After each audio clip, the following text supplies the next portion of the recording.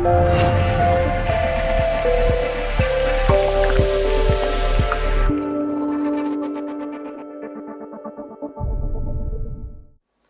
riparon dëmet e kryuara nga lufta në këtë fushë, mundson zgjidhjen e kontesteve pronësore të pronave private dhe publike në Republikën e Kosovës.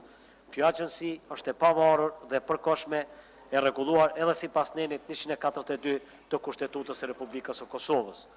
Projektligji po ashtu rregullon detyrat dhe përgjegjësitë e Agjencisë Kosovare për krahasim dhe verifikim të pronave, si dhe funksionimin dhe organizimin e bordit mbikëqyrës të agjencisë, sekretarisë ekzekutive, Komisionit për kërkesa pronësore dhe Komisionit për vendosje dhe për verifikim dhe vendosje për prona. Projektligji për Agjencinë Kosovare për krahasim dhe verifikim të pronës është përgatitur nga zyra e kryeministrit dhe është në përputhje me Kushtetutën e Republikës së Kosovës, ligjin për ratifikimin e marrëveshjeve ndërkombëtare në mes Republikës së Kosovës dhe Bashkimit Evropian mbi misionin e BE-s për sundimin e ligjit në Kosovë dhe në standardet e BE-s.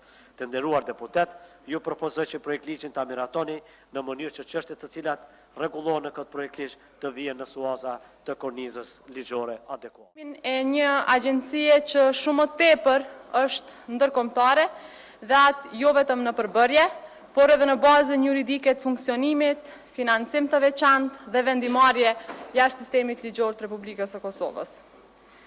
Për më tepër me miratimin e këtij ligji, nëse ndodh, sikurse edhe me marrëveshjen me Serbinë, për çështjen e pranimit të kopjeve në vend të originalit të dokumentacionit kadastral, ku vendi po legalizon aktin e vjedhjes dhe të plaçkitjes së dokumenteve të Kosovës dhe për pronat e Kosovës.